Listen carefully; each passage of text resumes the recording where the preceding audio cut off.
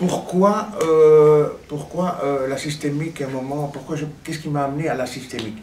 Quand je suivais les gens, quoi, je remarquais toujours, quand je suivais les gens en entretien et tout ça, j'arrivais à un moment en individuel, j'étais bloqué, il y avait quelque chose qui n'allait pas plus loin. Et je me demandais toujours, mais qu'est-ce qui fait que ça ne va pas plus loin, quoi? Bon. Et puis à un certain moment, j'ai pu remarquer qu'il fallait regarder un peu au-delà de ça. Et ce qui est bien dans la systémique, c'est qu'il faut toujours regarder, c'est une vision globale, quoi. Et donc il faut voir à 360 degrés. Il ne faut pas s'arrêter sur la personne, il faut vraiment voir tout dans son ensemble. Voilà, moi, je suis un fan de foot, moi. Je suis un fan de foot. Et alors on peut se dire, le foot c'est quoi? C'est 22 plots qui tirent dans une cage le but et c'est tout. Si on analyse ça autrement, quoi, ben non, c'est pas ça, quoi. Et c'est des stratégies, comment on va battre les autres, les interactions, parce que les égos des footballeurs, c'est terrible, les interactions entre eux, dans le vestiaire avant, donc tout ça, c'est systémique. Moi, j'adore cette phrase, un simple battement de l'aile d'un papillon peut-il déclencher une tornade de l'autre monde? Ben oui, mon acte aujourd'hui va pousser à l'autre bout du monde, il va se passer quelque chose, quoi. Il n'y a rien à faire. Il y a des interactions. Et c'est ça, moi, qui me plaît dans la systémique, quoi. C'est pas un truc figé. C'est pas quand la personne arrive chez moi, oh putain, c'est encore un tox, c'est lui le mauvais, quoi. Mais non, il faut s'élargir. Pourquoi cette personne consomme des drogues? Pourquoi? Enfin voilà, je trouve que c'est toutes ces interactions et tous ces impacts qui font que la systémique rend une richesse dingue, quoi. Enfin voilà. Et quand on veut faire la systémique, il faut aussi, en tant que travailleur social, même pas simplement systémicien, il faut regarder en soi aussi quelles sont les résonances, pourquoi je fais ça, faire attention avec les parallélismes, avec ma famille, enfin voilà. Et donc j'avais 16 ans et donc j'étais engagé, bon, hein, je vous dis, c'est autre temps, autre mœurs, enfin, donc j'étais engagé politiquement, syndicalement, au niveau de l'éducation populaire, et on mettait en place des actions. Donc on se rendait compte de l'importance effectivement du collectif. On se rendait compte que si on intervenait dans une commune sur tel type de demande, ça avait des retombées sur soi-même, mais également effectivement sur d'autres secteurs, d'autres éléments. Donc moi je me suis rendu compte de ça. Donc ça, c'est plus l'aspect, vous savez, plus l'aspect, l'approche un peu sociale, psychosociale.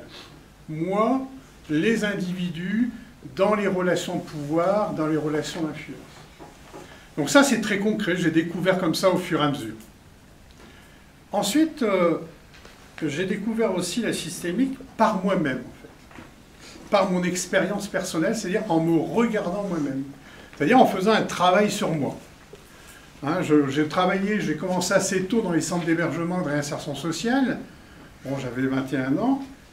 Et j'ai tenu à faire, bon, c'était aussi un peu, alors maintenant ça se fait aussi, mais il y a d'autres référents culturels. Donc à l'époque, c'est vrai qu'on parlait beaucoup aussi de psychanalyse, même on me remettait un peu en question. On faisait de la psychanalyse, mais on faisait aussi de l'antipsychiatrie, etc., etc. Enfin, on n'avait pas peur de jongler entre les contradictions. Et donc j'ai fait effectivement une analyse à l'époque très jeune. Et au niveau de cette analyse, bon, moi je suis arrivé un peu, bon, émerveillé, comme si bon, j'étais à parole, j'étais un peu un Robin des Bois, je défendais les pauvres, etc. J'étais un porte-parole des opprimés. Enfin, j'étais dans l'éducation populaire. J'ai rien à dire par rapport à l'éducation populaire, mais c'était mon monde, j'avais mon monde à moi, et c'était un monde qui était restreint. Et en faisant effectivement ce travail, en s'ouvrant au niveau des uns et des autres, ben, j'ai découvert que moi-même, j'étais en lien, déjà avec moi, avec certaines parties, au niveau de mon conscient, mon inconscient, mais des choses qui n'étaient pas claires. Il fallait quand même que je résolve, et j'étais quand même dans une tension entre ce que, là je vous parle, vous m'écoutez, je vous regarde, mais de l'autre côté, il y a plein de choses que je ne gère pas. Hein. Quand on sait qu'au niveau d'un individu, ben, il y a 20% de conscient, bon, si on peut effectivement poser des pourcentages comme cela, même s'ils sont un peu arbitraires, mais c'est une tendance. Et de l'autre côté, il y a 80% de notre inconscient qui nous dirige. Donc j'ai découvert tous ces aspects-là, que j'étais déjà dans des rapports déjà personnels, mais aussi dans des rapports vis-à-vis de ma famille, vis-à-vis de mon père, vis-à-vis de ma mère, vis-à-vis aussi des images de mon père, des images de ma mère, vis-à-vis aussi de la femme, vis-à-vis de l'homme, etc., etc. Donc ça a duré quelques années. Donc là, je me suis rendu compte que j'étais dans des interactions. Hein, on parlait tout à l'heure, en introduction, on parlait de cette notion d'interaction. Bon, je me suis rendu compte au fur et à mesure, donc je l'ai vécu dans ma chair, j'ai vécu effectivement dans mon corps, ça. Donc effectivement, je l'ai intégré, je l'ai digéré de cette là. Donc ça, c'est l'expérience personnelle, subjective. Il n'y a que les expériences personnelles et subjectives qui nous marquent et qui nous permettent d'avancer. C'est à la condition, effectivement, qu'on les vive dans sa chair et dans son corps. Donc après, effectivement, bon, j'ai continué toujours, j'ai été directeur de structure. Donc de cette là, j'avais cette vision, j'avais plusieurs valeurs. Il y avait cet aspect d'éducation populaire, mais j'avais aussi, vous savez, à l'époque, c'était les courants autogestionnaires. Donc j'étais inscrit dans le courant autogestionnaire européen. Donc j'essayais, moi, de bricoler un peu avec les gens, avec les bénévoles, avec les membres d'une équipe. Je dirais, c'est un peu ces éléments pour mettre ça en place concrètement. Donc sur cette approche autogestionnaire de l'époque, effectivement, on était dans cette importance du rapport d'influence, du rapport de force, mais surtout de l'interaction qui se construisait. Donc j'essayais de mettre en pratique ce que j'avais compris, ce que j'avais théorisé de mon expérience, de mon vécu, de mes pratiques bénévoles et professionnelles. Donc je les ai mis en place avec des équipes, jamais seul, parce qu'au niveau de la systémique, on n'est pas seul. On est toujours en interdépendance avec soi-même, mais en interdépendance avec les autres, et aussi en interdépendance, ce qu'on appelle avec le monde, en fait.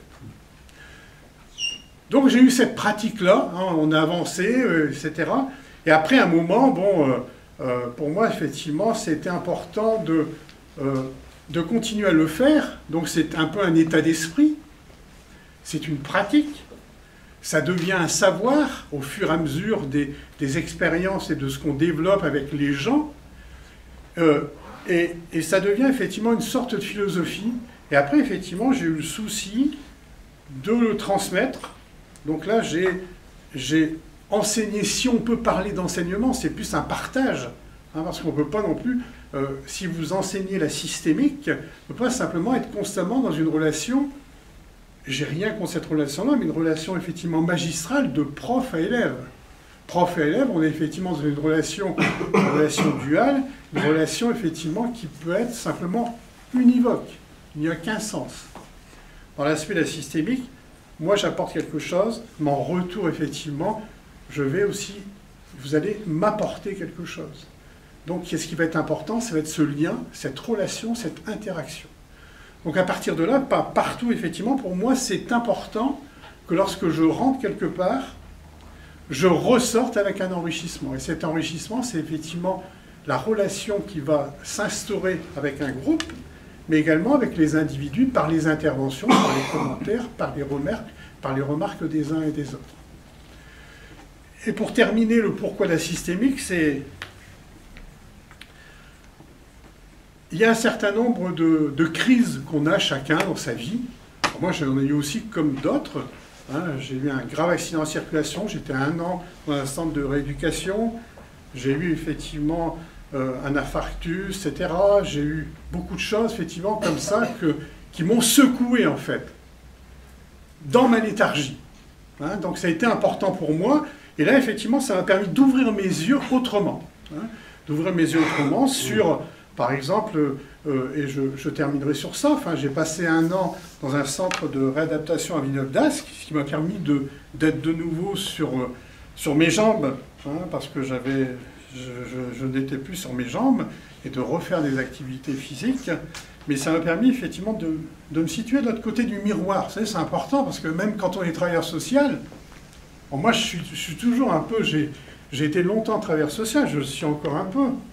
C'est important, c'est un moment de, hop, quand on dit se mettre à la place de quelqu'un, d'être de l'autre côté du miroir. Là, je me suis retrouvé de l'autre côté dans la peau d'un patient qui devait appeler pour pisser, qui devait appeler pour tout, pour se laver, etc., qui était dans la dépendance, qui était effectivement dans une forme de... J'étais plus dans une égalité humaine, j'étais dans une dépréciation de moi-même, etc., alors que j'étais travailleur social, j'étais directeur, je faisais du sport, etc., je fais de la boxe française, tout. C'est extraordinaire. Mais là, effectivement, ma vie avait basculé. Donc, je me retrouvais de l'autre côté du miroir. Donc c'est vrai, cette expérience-là de se retrouver, donc je ne dis pas que tout le monde doit effectivement avoir un accident de voiture, etc., mais moi, dans mon histoire personnelle, ça m'a apporté beaucoup de choses. Hein. C'est-à-dire que pour moi, je me suis rendu compte, effectivement, que la relation entre, effectivement, un habitant, entre un acteur, entre un jeune, entre une femme, entre, effectivement, quelqu'un avec qui nous travaillons, hein, effectivement, c'est quelque chose qui est important parce que chacun a son monde. Moi, j'avais basculé de monde. Je n'avais plus les mêmes référents. J'étais plus dans le même pouvoir, j'étais fragilisé. Donc là, je l'ai vécu, etc. Et donc, c'est vrai que j'en suis ressorti quand même enrichi avec d'autres éléments. Hein, donc, ce qui fait que maintenant, c'est vrai que j'ai toujours un regard très particulier par rapport à des gens qui sont cabossés de l'intérieur ou de l'extérieur. Et donc ça, pour moi, dans mon histoire à moi, hein, ça a fait sens et ça m'a permis effectivement de mieux comprendre, de donner encore plus de densité effectivement à cette notion de le pourquoi effectivement de l'approche systémique.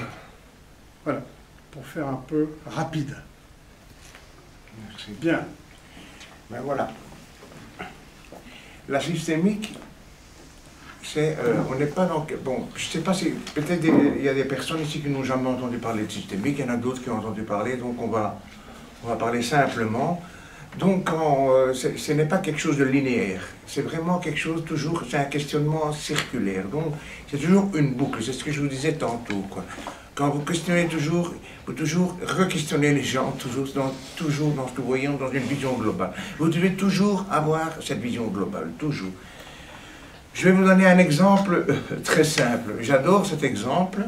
Il n'est pas de moi, il est d'un grand maître de la systémique, Watzlawick, qui a écrit le bouquin La logique de communication, qui est un livre quand même compliqué à lire au départ, mais où on y retrouve toute la systémique dedans, vraiment le jargon, et tout ça. C'est quelqu'un qui a vraiment enrichi par ses réflexions la systémique. Et donc, il expliquait qu'il y avait un phénomène au Canada où tous les 4 ans, il y avait une augmentation de renards. Et puis, 4 ans après, il y avait une diminution de ces renards presque totale. Et 4 ans après, il y avait à nouveau une augmentation. Mais qu'est-ce que c'est que ce truc? Et donc, on se dit, mais si maintenant on va demander à un biologiste ou quelque chose de scientifique, on ne va pas vraiment trouver des causes, quoi.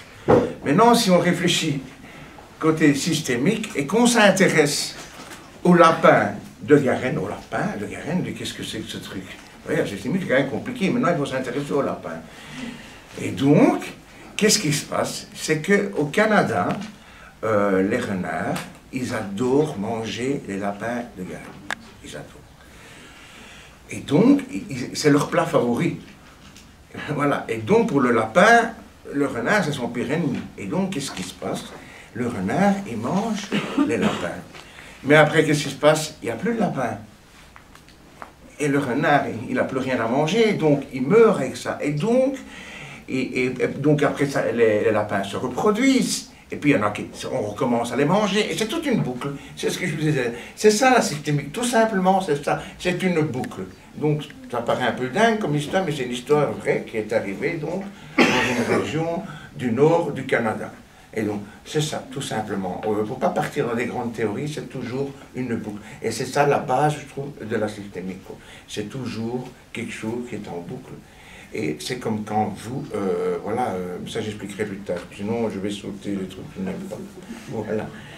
Voilà, ça c'est simplement pour vous expliquer la systémique, qu'est-ce que c'est, quoi. En tout cas, quelque chose. Je vais laisser la parole à M. Parent qui va nous expliquer maintenant les deux mondes. Un peu aussi sur la systémique, oui. Donner quelques éléments complémentaires. D'accord. Alors, justement, on va essayer d'être concret, hein, comme vient de le faire Bruno par rapport à la systémique, c'est quoi exactement? Donc on va travailler à partir d'un mandala, hein, vous savez ce que c'est qu'un mandala? Donc un mandala, effectivement, au niveau de la santé, notamment, vous voyez, il y a un personnage, vous, lui, ce monsieur, etc., ce garçon, au niveau de la santé. Bien, alors... Donc vous avez ce mandala en face de vous, vous voyez effectivement on va parler de la santé de ce garçon. Alors, qu'est-ce qu'on voit déjà? Bon, on voit un certain nombre de... Il y a plein de couleurs, on voit un certain nombre de rubriques. Par exemple, au-dessus du garçon, enfin, à la hauteur de ses pieds, enfin, des temps de stress. Des temps de stress, bon, c'est un état intérieur et extérieur. À côté, vous avez effectivement alimentation. Bon, c'est toujours quelque chose. Alors, alimentation, on a l'essence, on a la respiration, la guérison. En dessous de la guérison, enfin, donc c'est plus en bas du mandala, tiens, politique. Travail, soins médicaux, recherche scientifique, connaissances en matière de santé, médias, publicité, normes, valeurs, école. Alors finalement, qu'est-ce qu'on voit au niveau d'un individu? Bon, ce soit lui, ce soit vous. Alors il y a des choses, effectivement, qui ont trait à de la maladie. Il y a des choses, effectivement, donc, qui ont trait à de la maladie, qui vont faire rentrer en ligne de compte tout un certain nombre d'acteurs. Si la personne est malade, elle va effectivement se mettre en interrelation, un peu forcée et contrainte, avec des médecins, avec des radiologues, avec des spécialistes. Donc ça, on est déjà dans un système particulier. Vous voyez, c'est une sorte de système, le patient, la personne malade va se trouver dans un système déjà, avec un certain nombre d'acteurs, où elle va effectivement tisser des relations. Ça, c'est un aspect. Ensuite, on voit effectivement d'autres choses. On voit par exemple l'école. L'école, la santé. Bon, ça peut être effectivement soit un élève. Donc là, il n'est pas simplement en tant qu'individu, mais c'est un élève avec un statut particulier. Donc il va effectivement, dans le cadre de l'école, il va être en lien avec des enseignants, il va être en lien aussi avec ses parents, il va être en lien aussi avec d'autres élèves. Donc on est dans un autre système. Vous voyez, on a le système santé. Lorsque la personne est touchée par un problème de santé, qu'il soit de l'ordre d'un malaise ou de l'ordre d'une maladie, et hop, lorsqu'on se trouve effectivement à l'école, la personne se trouve également dans un autre système. Alors ensuite, on voit aussi tout ce qui est lieu d'habitation. Un lieu d'habitation, là, c'est un occupant, c'est un locataire. Donc là, pareil, il y a effectivement un bailleur, il y a des voisins, il y a le facteur, il y a le policier qui vient faire sa ronde éventuellement dans le quartier. Donc il y a un autre système qui se crée. Et ensuite, donc ça c'est effectivement, donc on se rend compte qu'il y a différents systèmes au centre desquels se trouve effectivement notre personnage. On voit les politiques. Admettons qu'il soit effectivement dans une commune, à forte chance, par rapport à la santé, il y aura effectivement peut-être des actions de santé ou de prévention qui vont être mises en place sur sa commune, alors soit tant obligatoires s'il y a des vaccinations, ou que facultatives si c'est de l'ordre de la prévention. Donc là, effectivement, ce personnage va se retrouver dans un autre système.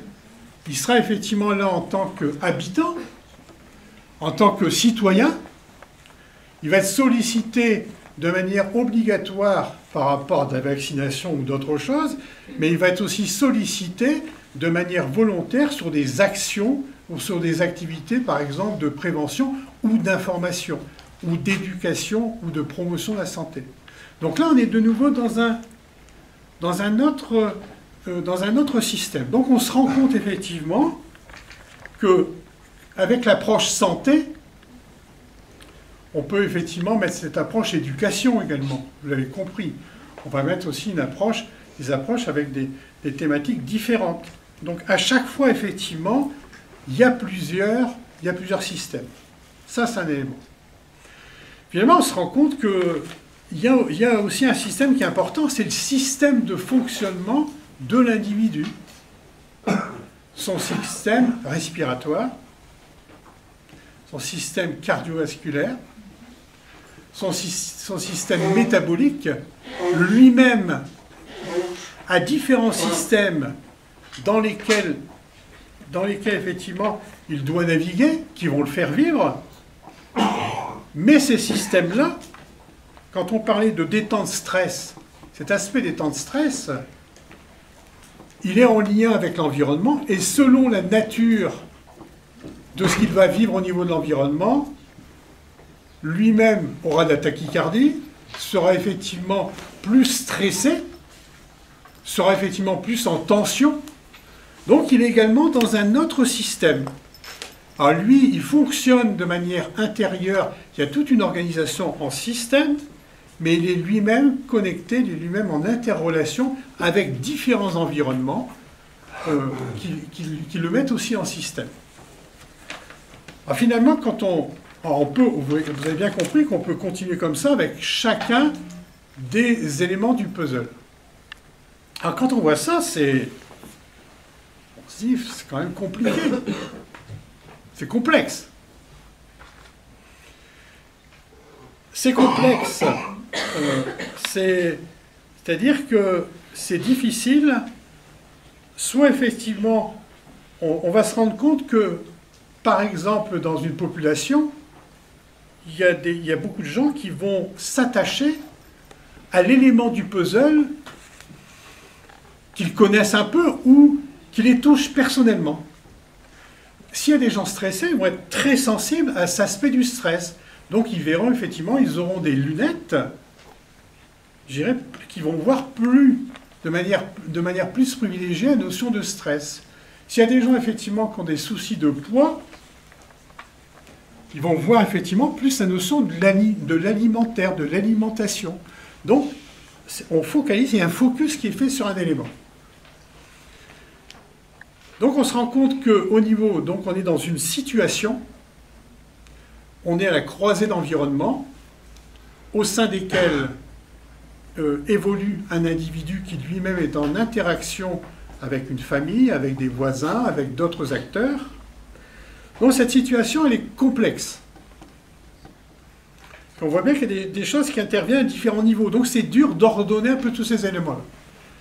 C'est là qu'intervient la systémique. C'est vrai que, à une certaine époque, à des moments effectivement de l'histoire, le réel était analysé d'une certaine manière. Bon, il ne faut tout de même pas oublier qu'au niveau de l'Europe, on a été, ce qu'on appelle effectivement, on a été sous l'influence de ce qu'on appelle le siècle des Lumières, où c'était le cartésianisme, donc c'était notamment Descartes, mais pas que Descartes, mais surtout quand même Descartes, c'était effectivement la notion de la rationalité. Quand on dit c'est cartésien, c'est-à-dire à chaque chose, il y a une cause. Pour faire vite, c'est un peu ça. Donc c'est-à-dire que s'il y avait un problème, s'il y avait une situation problème, on se disait il y a une cause. Il y a un problème économique, il y a un problème social, il y a un problème psychologique, il y a un problème financier, il y a un problème humain. La société, effectivement, est devenue de plus en plus mondiale, planétaire. Les problèmes, effectivement, les pratiques culturelles évoluent énormément. Et donc, on est effectivement dans une complexité. Donc, il y a plein de choses, des niveaux d'intervention et des logiques différentes qui se croisent. Et donc, de cette là, on est un peu dans une... C'est difficile de tirer les chevaux. On a quitté, effectivement... Parce que si on veut analyser, comprendre une situation complexe... Si on l'utilise avec la grille de lecture du cartésianisme, c'est-à-dire il y a un problème, donc il y a une cause, si on fait ça actuellement, on se rend vite compte qu'on est à bout de souffle. Parce qu'effectivement, par rapport à un problème, et c'est en ce sens que la systémique nous donne effectivement une réponse, et nous donne... On se rend compte que les choses, effectivement, tout bouge, tout change. C'est-à-dire que les choses ne sont pas fixes. Ça bouge énormément. C'est-à-dire qu'il y a un mouvement, une situation, même on travaille avec quelqu'un. Vous travaillez, est-ce que c'est aussi votre pratique, hein? Vous êtes en relation avec des hommes et des femmes, tant collectivement que que individuellement. Entre le moment où vous avez rencontré la personne, les expériences qu'elle a vécues, les prises de conscience qu'elle puisse faire, les difficultés nouvelles qu'elle va rencontrer, la situation effectivement de départ, hein, vous l'appelez diagnostic, état des lieux ou je sais quoi d'autre, a évolué, donc la relation a évolué. Donc si vous, de l'autre côté de l'écharpe relationnelle, vous n'avez pas conscience de cette évolution, c'est difficile de se rendre compte de l'évolution de quelqu'un. Il va y avoir effectivement une difficulté dans cette interaction du travail social entre moi et l'autre. Donc la systémique, effectivement, ça permet, par rapport à une situation, de la voir sous un angle économique, sous un angle écologique, sous un angle humain, sous un angle psychologique, sous un angle psychosociologique, sous un angle psychanalytique, sous un angle effectivement très, très différent. Ça permet effectivement de cette là, il n'y a pas qu'une cause. On sait que dans une société complexe comme la nôtre, il y a effectivement par rapport à une situation, il y a beaucoup de niveaux d'intervention. Bon, ça c'est effectivement un autre aspect de la systémique. Alors, ce qui est important aussi au niveau de la systémique, c'est que ça permet aussi d'avoir une vision globale. C'est-à-dire que lorsque, et ça vous le savez très bien, vous intervenez sur les difficultés des gens, mais également des atouts. Ils ont aussi des atouts. Moi j'ai travaillé énormément et encore maintenant avec des gens en grande difficulté. Si on se dit, voilà, il n'y a qu'un problème, il n'y a qu'une cause. Bon, effectivement, c'est vrai, ils ne savent pas se mettre en projet. Bon, moi, je ne sais pas toujours me mettre en projet. Hein. C'est parfois difficile. Mettez-vous en projet, bon, quoi, quand, etc. Je ne sais pas si je vais avoir une mission pour travailler, etc., etc., etc. Donc, ça veut dire une chose que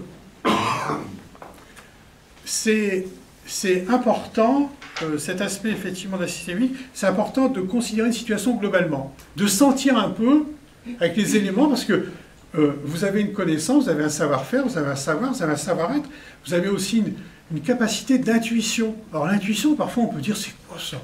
On est professionnel, l'intuition c'est pas rationnel.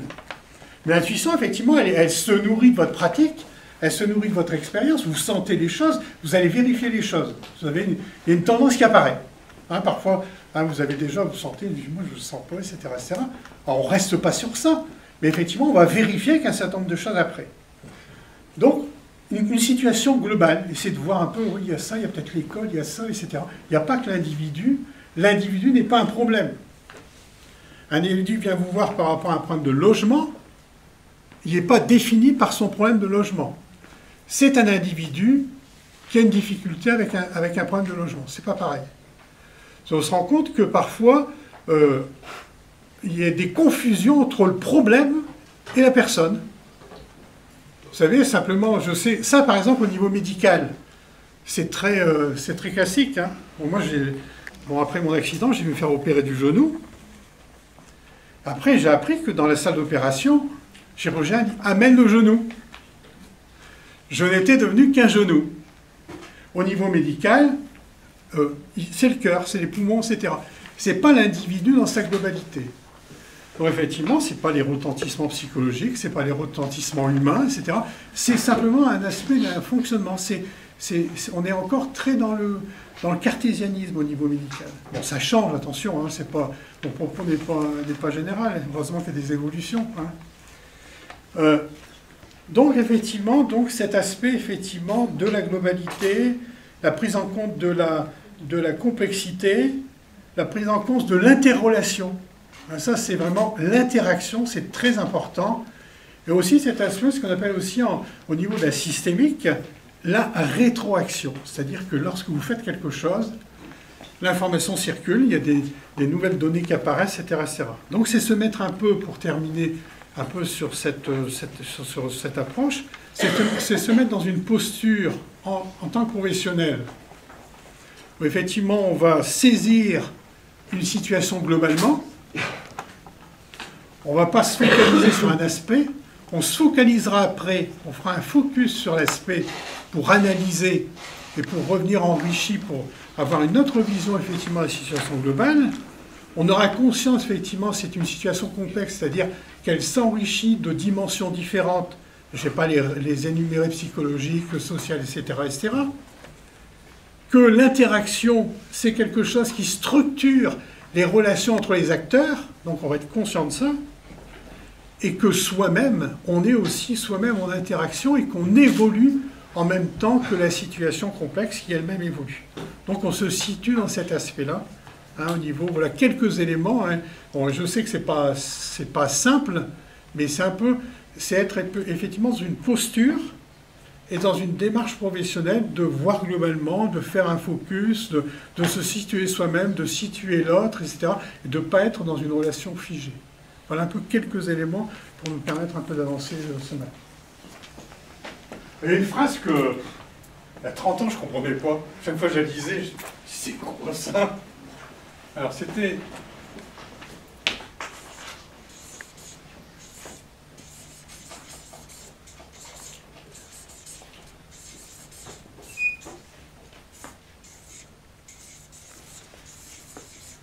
Ça a même été le titre d'un bouquin, il y a un an, de Houellebecq, pour ceux qui le connaissent.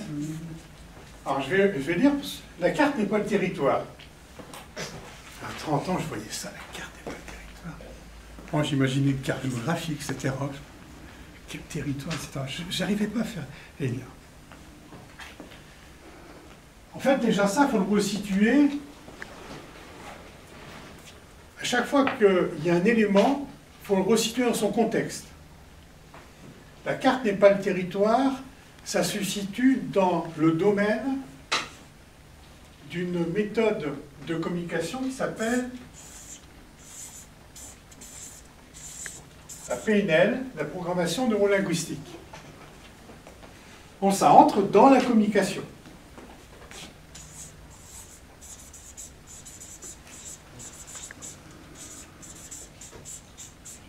Donc ça a été effectivement plus, je dirais, mis en place et situé dans le cadre de la programmation neurolinguistique.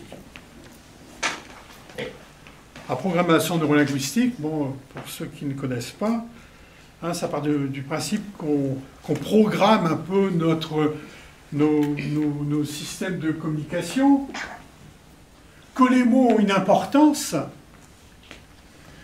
Ça part du principe, en fait, qu'il y a des individus qui sont plus à tendance visuelle. Alors, parfois, on le remarque, hein, vous discutez avec quelqu'un, la personne vous croise 2 jours après, elle se souvient plus de vous. Parce qu'effectivement, elle n'a pas une orientation privilégiée visuelle. Ça part aussi du principe que, donc, qu'il y a des gens, effectivement, qui sont plus auditifs. C'est-à-dire qu'ils ont effectivement une orientation sensorielle privilégiée plus auditive, c'est-à-dire qu'il y a des gens, bon, peut-être vous-même, peut-être vous avez remarqué, vous avez une conversation avec quelqu'un et 5 ans plus tard, vous vous souvenez de la conversation. Du contenu, etc., des émotions rencontrées, tout ça. Ça part aussi du principe que quand vous entrez... Peut-être ce matin, vous l'avez vécu, vous entrez dans la salle. Et alors, c'est pas quelque chose qui vient de votre vue, ni de votre ouïe, mais vous ne sentez pas. Il y a des gens, effectivement, qui, on dit on capte, hein, on capte pas, ou on capte quelque chose, on sent qu'il y a de la tension, tiens, c'est bizarre, ou bien c'est curieux, on sent quelque chose. Hein. Donc ça, c'est ce qu'on appelle des... Donc, il y a des gens qui ont une orientation kinesthésique. Bon, c'est très simple, bon, je ne vais pas expliquer ici, mais c'est-à-dire qu'au niveau de la peau, il y a des gens qui ressentent plus facilement que d'autres une ambiance, une atmosphère, des émotions, etc. Ils sont plus ouverts. Donc, on s'est rendu compte que, au niveau des individus, il y a des individus qui ont une orientation principale visuelle. Souvent, c'est associé à une autre orientation qui est un peu moins importante. On peut être visuel en étant un peu kinesthésique. On peut être auditif en étant un peu kinesthésique. Donc il y a des individus qui sont différents. Donc, leur monde à eux, ben, c'est des visuels. Mettons, si je suis visuel, je discute effectivement avec votre collègue qui est auditive, il y a un problème, parce que moi je vais regarder, etc. J'en ai pas conscience, hein. On n'en a pas conscience. Hein. Simplement, lorsqu'on travaille dessus, on a conscience. Elle, si elle est plus auditive, elle va se souvenir. Donc, au niveau de la communication, il va y avoir un souci. Mon monde à moi, ce sera un monde plus, effectivement, dominante visuelle. Son monde à elle sera plus un monde à dominante auditive. Bon, déjà là, au niveau de la communication, il se passe quelque chose. Il faut effectivement être informé de cela. Hein, donc, il faut effectivement se synchroniser. C'est-à-dire qu'il faut comprendre un peu des éléments du monde de l'autre. Alors, le monde de chacun, donc en programmation neurolinguistique, ça s'appelle la carte du monde. On a chacun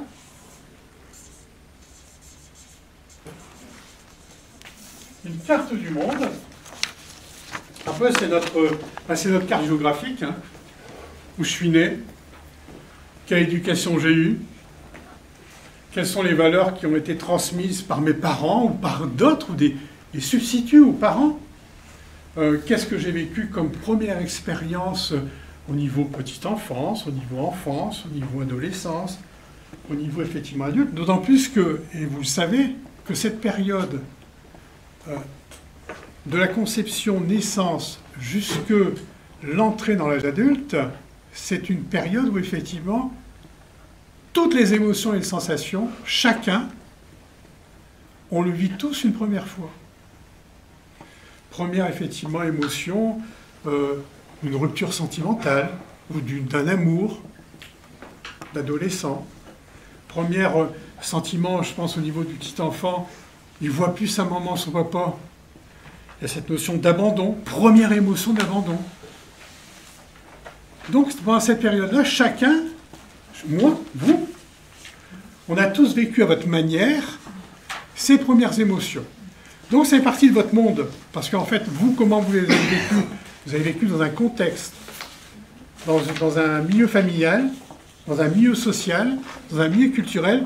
Donc, vous l'avez vécu d'une certaine manière. On en reparlera tout à l'heure, par exemple, avec la ligne du temps.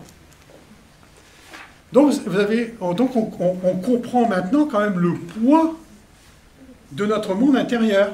Finalement, on se dit, bon, si on est des êtres humains, on sait bien qu'on a des différences. Mais là, on se rend compte que les différences sont quand même beaucoup plus importantes. Il y a effectivement un monde, dans un moment d'échange, dans un moment systémique, il y a un monde qui est confronté à notre monde. Une rencontre, quand on parle d'une rencontre avec un R majuscule, quand on rencontre quelqu'un, c'est pas simplement le croiser, vous l'avez compris, physiquement, c'est rencontrer, effectivement, c'est essayer de comprendre le monde de l'autre, et que l'autre puisse comprendre votre monde à vous. C'est de ne pas être le centre de son monde seulement. Ça, on le verra, c'est toute la notion aussi d'empathie, c'est toute la notion d'authenticité, c'est tous ces aspects-là, enfin, en tant que professionnel. Donc, la carte du monde, c'est notre monde. Alors, donc là, je commence à comprendre, au fur et à mesure des années, des expériences, ce que c'était que la carte du monde par rapport à moi et par rapport aux personnes que je rencontrais. Après, il n'est pas le territoire. En fait, n'est pas le territoire, c'est... C'est-à-dire qu'il y a un réel qui existe. C'est-à-dire que vous avez un arbre, c'est un gros arbre, il y a plein de feuilles. Ça, c'est un réel. Alors, bien sûr, la couleur, on le sait, hein, parce que chacun voit quand même les choses à sa manière. Vous savez que, mettons, au niveau de la couleur, on ne voit pas tous le même vert. Même si c'est un vert qui existe, on le voit chacun à sa manière. Donc ça, c'est important de se rendre compte pour soi et pour les personnes également qu'on accueille en accompagnement. Donc il y a des choses qui sont... Il y a un feu rouge, une foyer rouge et une foyer vert. Une foyer rouge, une foyer vert. Il y a effectivement la nature, il y a les maisons. Ça, c'est un réel. Et après, il y a comment chacun interprète le réel qu'il a en face de lui. Donc on a sa carte du monde, on a un monde, mais tout le monde n'interprète pas ce qu'il voit de la même manière. C'est-à-dire que, par exemple, au niveau d'un arbre, gros arbre, je ne sais pas si vous avez déjà essayé, on se met contre l'arbre, on essaie effectivement de l'enserrer, on n'y arrive pas. Il y en a effectivement qui vont le trouver, vont dire, c'est un arbre puissant, qu'est-ce que je voudrais être comme lui, avoir cette puissance-là. Il y en a qui vont voir parce qu'ils aiment bien les choses qui sont un peu plus fines, plus légères, en disant, il est gros, etc. Enfin, moi, je préfère les... Ou bien, ils n'aiment pas, effectivement, la forme de l'arbre, etc., etc. Parce que chacun, effectivement, a une expérience différente, et pour X raisons. Hein, si quelqu'un a eu un souci, enfin, j'exagère, là, je pousse un peu l'exemple, avec un problème, c'est planté dans un arbre, au niveau d'un accident, bon, il va avoir un problème avec les arbres. Il y aura une phobie avec les arbres. Donc, effectivement, par rapport à un réel, et ce réel, chacun le voit à sa manière, on appelle ça le territoire. En programmation de moyens physiques. Le réel, on appelle ça le territoire.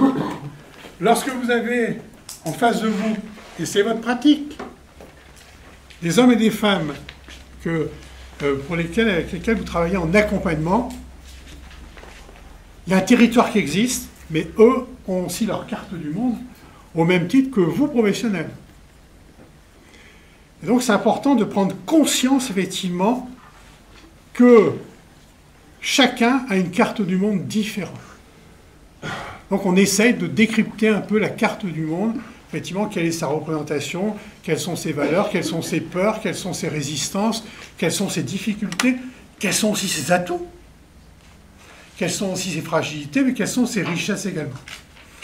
Voilà un peu cette notion, effectivement, des deux mondes lorsqu'il y a une interrelation, lorsqu'il y a un travail, lorsqu'il y a un accompagnement. Alors ça, c'est dans la vie. Parce que parfois, vous savez, on se dit, bah, comment ça se fait, je ne comprends pas. Pourtant, on s'est mis d'accord, il a dit ça, etc., etc. Puis finalement, on ne s'entend pas. Parce qu'on ne se rend pas compte que le monde de l'un n'est pas le monde de l'autre. On est visuel, on est auditif, on est visuel, on est kinesthésique, on a des valeurs, on a des représentations des choses, on a aussi des mots. Parce que quelqu'un, et je vais terminer sur ça,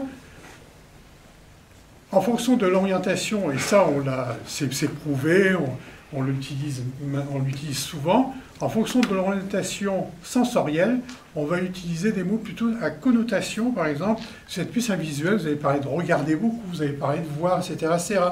Quelqu'un qui est kinesthésique, vous allez beaucoup dans son langage, mais ça, il faut être entraîné pour le voir, il va parler de sentir, de ressentir, il va parler effectivement, ah, je ne me sens pas bien, etc., etc. Beaucoup de choses qui sont à connotation, qui sont en lien avec leur orientation sensorielle. Alors déjà là, c'est important de savoir un peu quelle est l'orientation sensorielle de la personne qui est en face de nous et quels sont un peu les éléments de son monde. Voilà, merci. Comme disait M. Parent, ces personnes viennent chez vous et on est dans deux mondes différents. Eux, ils ont leur propre carte et nous, on a la nôtre. Et donc, ça veut dire que ces gens arrivent chez nous, et vous le savez tous, ils arrivent chez nous, ils sont détruits, ils ont des manques d'estime, ils ont passé des expulsions, ils ont été rejetés. L'estime en a pris un coup. C'est pour ça qu'il est super important de rentrer dans leur monde. Maintenant, théoriquement, c'est facile de rentrer dans le monde de l'autre. Ben oui, ouais, c'est normal, je rentre dans son monde. C'est quand même quelque chose qui n'est pas facile, quoi, de rentrer dans le monde de l'autre. Pourquoi? Nous, on vit des émotions, on s'est levé le matin, notre conjoint nous a énervés, mon fils m'a énervé, enfin, n'importe quoi. Je pars au travail avec ça. L'autre personne a fait la file au CPS, enfin, je ne sais pas comment on dit en France, voilà. Vous savez comment ça va, on fait 3 heures la file, on est reçu dans un petit bureau, on se fait engueuler par l'AS, enfin voilà. Donc vous arrivez, vous êtes en entretien avec cette personne, et voilà. Puis à un moment, on ne comprend pas pourquoi ça explose, la personne, bam, il explose, il pète la porte, il sort, enfin voilà. Et vous vous fâchez sur vous parce que vous avez réagi à ça, vous êtes rentré, bien sûr, il y a des interactions, et donc, vous tapez un peu dessus, mais pourquoi je l'ai envoyé promener, quoi. Donc on doit toujours faire attention à rentrer dans le monde de l'autre. Moi je pense que quelque chose qui est primordial, c'est garder le lien avec la personne. Il ne faut pas avoir peur, je trouve. Dans les écoles, souvent, hein, dans les écoles de formation, surtout, ne parlez pas de vous. Hein. Surtout, on entend ça, restez professionnel. Moi, je trouve qu'à des moments, on peut lâcher une bribe de nous. Ça rassure les gens en face. Moi, ça m'arrive souvent quand je travaille avec les femmes, violence conjugale, elles croient que c'est des mamans indignes. Elles croient. Et alors, elles m'expliquent une situation et leur fils... Mais moi, j'ai fait la même chose à la maison. Et moi, j'explique que, tu sais, moi aussi, je fais ça. Alors, il y en a dans l'équipe, chez moi au boulot, ils sont... Voilà, quoi. Moi, je trouve que je peux donner un peu de moi. Je ne dois pas aller trop loin parce que c'est toujours dangereux. Moi, je sais que j'avais une fois une femme au travail. Personne ne parvenait, donc c'était quelqu'un qui avait un grand problème de psychose. Personne ne rentrait en lien avec cette femme. Personne, quoi. Et moi, j'ai dû aller avec elle, parce qu'il faut se mettre aussi à la place des gens. Ils viennent, ils se mettent derrière un bureau. Vous êtes là, voilà, je t'écoute, vas-y, explique-moi un peu ton passé. Bon, voilà, il y a déjà ce bureau. Moi, je suis parti en voiture avec elle, et j'ai simplement dit, tiens, hein, tes enfants, qui... Et puis j'ai montré la photo de mon fils, quoi. Tu vois, ça c'est mon fils, et voilà, il a 7 ans, ce moment-là, il joue au foot et tout. Et il y a quelque chose il y a une glace vraiment qui a brisé.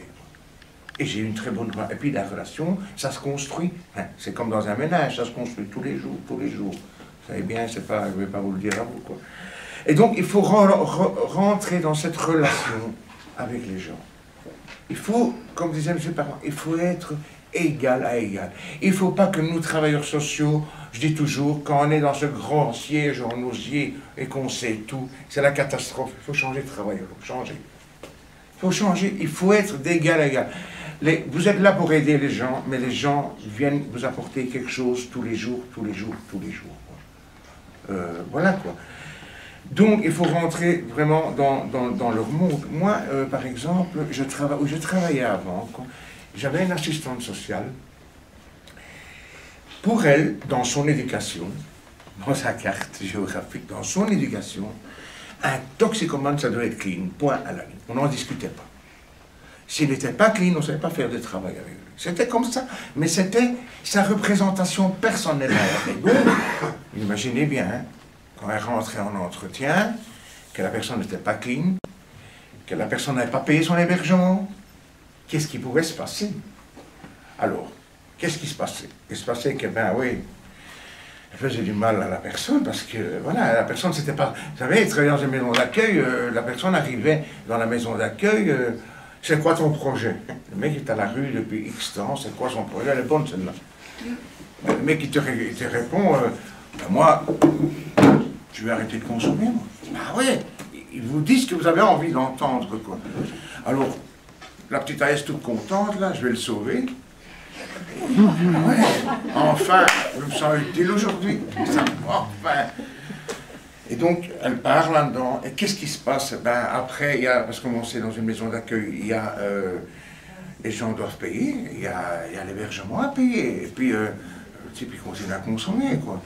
Puis, bien sûr, au moment du paiement, écoutez, on m'a volé mon argent, bon, c'est bien, c'est toujours la même bande qui vole, hein. C'est dans toute la Belgique, c'est la même bande toujours, hein. D'ailleurs, Charleroi, Bruxelles, partout, c'est les mêmes, hein. C'est décrollé comme ça autour d'une gare, c'est toujours les mêmes. Et donc voilà, et donc la relation est faussée là, elle est faussée. Il faut rentrer vraiment avec les gens. Et donc il faut se dire que si quelqu'un consomme des drogues, vous n'allez pas le rendre clean. Si à un moment il veut arrêter de consommer cette personne, elle arrêtera, elle prendra la décision. Vous êtes là pour l'accompagner. Ça veut dire que vous êtes les béquilles de cette personne. Vous êtes là pour clarifier les infos, poser des questions, peut-être à des moments l'orienter. N'oubliez jamais que vous avez une influence sur ces gens, quelque chose de magistral. Alors, même s'ils ne vont pas vous le montrer, un mot pour vous sera... il y a une perception de cette personne. Voilà, et il n'y a rien à faire. Ou elle va vous mettre sur un piédestal, ce qui arrive parfois, ou elle va vous mettre là. Et donc, non, on doit être au même niveau, quoi. Votre boulot à vous, Enfin, à nous, pas à vous, à nous, parce que moi, je suis là, je suis sur le terrain tous les jours, donc c'est mon boulot. Et des jours, croyez-moi, j'ai beau ici jouer le malin à raconter la théorie, je l'oublie, hein. Il y a des moments où j'oublie, quoi, parce que je suis un être humain, parce que ma femme m'a énervé le matin, parce que... il y a plein de... D'ailleurs, ça arrive souvent. Qu'elle m'énerve, hein. Une chance qu'elle n'est pas là. Bon. Et donc, il faut quand même se poser un moment la question, mais qui est-elle, cette personne? Pourquoi... pas ma femme, hein. Pourquoi vous rigolez? Pas ma femme, hein. Qui est-elle, cette personne, quoi? Quelle compétence elle a, quelle capacité, au lieu de toujours la personne qui consomme. Parfois, moi j'ai vu ça dans des bureaux d'AS, vient se présenter à la maison d'accueil, la personne est encore dans le couloir, hein. Oh putain, encore un toxé. Oui, moi j'ai entendu ça, donc non, si on part comme ça, bien sûr ça va être la catastrophe. Mais peut-être se dire, tiens, mais pourquoi elle a consommé? Qu'est-ce qui s'est passé dans sa famille? Quelles sont les capacités? Parce que moi, je peux vous dire, tous ces gens qui ont des problèmes, que ce soit toxicomanes ou autres, ont une créativité incroyable. Si tous ces gens qui ont consommé des drogues dans la rue, vous savez comment ils ont dû chercher de l'argent, se débrouiller tous les jours, ils emploient un quart de cette énergie-là pour le mettre dans un truc, enfin, dans une société normale, on n'est pas très normal, mais disons normale, mais c'est terrible, hein. Ils sont très... D'ailleurs, moi j'ai déjà remarqué des gens qui arrêtent de consommer ou qui arrêtent de l'alcool ou une lassitude, n'importe quoi. Ils recommencent une formation. Ils sont toujours dans les premiers. C'est des gens qui sont créatifs. Mais écoutez, pour être dans la rue, il faut être créatif. Hein. Pour dormir dans la rue, pour ne pas se faire tuer. Enfin, tout ça, il faut quand même... voilà, on est quand même dans un petit cocon. Nous, voilà. Moi, voilà, je rentre le soir, voilà, enfin, je suis dans un petit cocon, quoi. Donc ces gens ont des compétences et des capacités, quelque chose d'important. Maintenant, j'ai bien aimé, je vais quand même nommer ça, parce que j'ai une discussion avec ma femme l'autre jour, parce que pour quand même me remettre, sinon on veut me faire engueuler, la différence entre compétences et capacités, quoi. Alors, tout le monde n'a pas les mêmes compétences, tout le monde. Mais les gens, et ça on peut les aider à leur faire comprendre que les capacités, c'est parfois de demander l'aide à quelqu'un, tout simplement. Ça c'est une capacité. Moi, quand ma voiture tombe en panne, je vais au garagiste. Je ne vais pas essayer de la réparer parce qu'elle va être foutue. Mais je vais au garagiste, c'est son métier. Quand je suis malade, je vais chez un médecin. Et je pense que ça, c'est la capacité de quelqu'un. Et ça, c'est notre rôle d'orienter la personne. Notre rôle est super important. Vraiment, chaque geste, chaque chose qu'on met en place avec les gens, c'est super important. Rien n'est anodin. Attention, on a un rôle important pour ces gens. Et on peut aussi... Parfois, on ne sait pas s'imaginer, hein, mais ce sont... Porter une casquette, eh ben, ça veut dire quelque chose pour les gens. Vous venez avec votre casquette au travail, normal quoi. Jeune, moi je porte une petite casquette, j'arrive au boulot. Voilà, moi j'aime bien aussi arriver au boulot avec les cuissons du club que je supporte. Mais bon, voilà, c'est tout ça est analysé pour les gens. On est des exemples pour ces gens. Voilà, je pense que tout ça est important, quoi. Voilà. Donc, voilà. Moi, j'ai un exemple, enfin un petit exemple, hein, où je travaillais avant, donc je travaillais dans une maison d'accueil pour sans-abri, et il y avait un restaurant social où tout le monde pouvait rentrer, quoi. Et il y avait un Nord-Africain qui venait, quoi. C'était quelqu'un qui avait une très grosse psychose, quoi. Vraiment, hein. C'était un psychotique, mais bien poussé. Un jour, il s'était, voilà.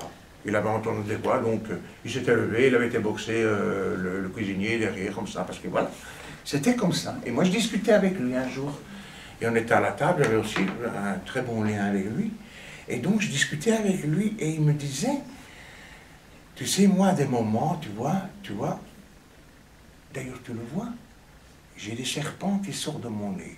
Vous êtes en face. Tu dis, qu'est-ce que je fais? Qu'est-ce que je dis, moi, là? Que moi, je ne vois pas les serpents.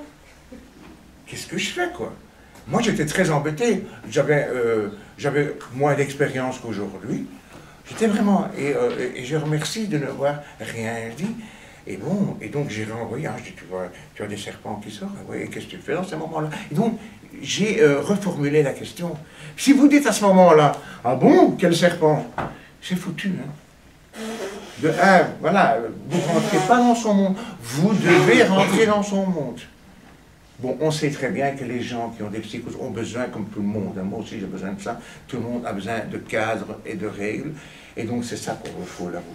Les règles ne sont pas mauvaises toujours, mais il faut travailler avec ça. Il ne faut pas que ce soit des règles, comme on dit, parapluie, quoi, où on se cache toujours à derrière. Là, il va y avoir un sens à ça, quoi. Donc pour moi c'est ça. Pourquoi dans ces deux mondes? Parce que voilà, comme je disais tantôt, les personnes viennent avec des perceptions, avec tout un mal-être, et nous aussi on a une histoire derrière. Ici tout le monde, on n'a pas eu la vie facile. Enfin, j'imagine que certains d'entre eux ont dû ramer, puis d'autres moins, et on transporte ça toujours avec, on transporte ça partout où on va, ce sera nous. Mais aujourd'hui, si on est ce qu'on est, c'est parce qu'on a été ce qu'on a été avant, quoi. Sinon on n'aurait pas été ce qu'on est aujourd'hui. C'est ça la différence. Et donc cette richesse, on peut l'amener, quoi. Je vais en parler plus tard, hein. Moi par exemple, voilà, je pars dans un truc. Parfois je vois des travailleurs sociaux qu'au moment des élections en Belgique, on est obligé de voter, disent à quelqu'un, moi je ne vais pas voter, ça ne sert à rien. Mais je trouve ça scandaleux. Parce que nous, on n'est pas là en tant que Bruno, voilà, on est en tant que travailleur social, on a un exemple à donner à ces gens. On est des références pour eux. Et donc, si vous n'allez pas voter, ben, je vais dire c'est votre job, je ne suis pas trop d'accord, mais c'est votre job, encore ça t'appartient. Tu n'as pas à dire ça aux gens. Parce que qu'est-ce qui se passe, les gens, quand ils vont aller voter, ben, si elle ne va pas voter, les travailleurs sociaux, pourquoi moi je vais aller voter? Et donc, nous, on a un exemple à amener à ces gens. Et donc, qui est super important, quoi. Donc voilà. Vous arrivez au boulot, vous arrivez avec des habits, quoi. Des habits qui sont propres à vous, quoi. Donc ça veut dire des habits de travailleurs sociaux. Je me sens à nouveau partir dans tout. Je ne suis pas mon canevas, je n'aime pas. Voilà. Je suis aussi très bavard.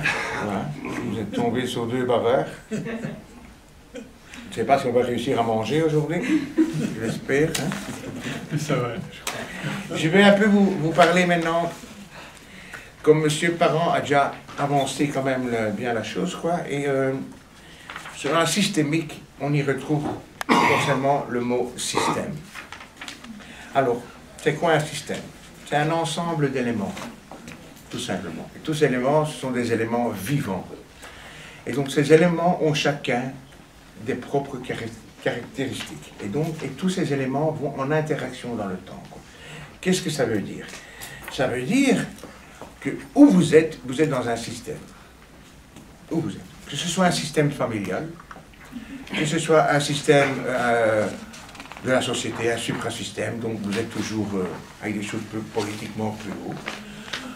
Vous êtes avec des sous-systèmes, vous avez l'école, voilà. Vous êtes toujours dans vous n'êtes jamais seul, quoi. Et donc, il faut toujours faire attention aux autres. Donc, il y a toujours les interactions avec chaque personne qui est importante. Voilà, je me disais tantôt, avec cette phrase, ben oui, un papillon touche un oiseau, l'oiseau touche un arbre, l'arbre, enfin voilà, il peut y avoir des conséquences, voilà. Oh là, vous baillez, vous êtes fatigué. Vous. Non, non, non.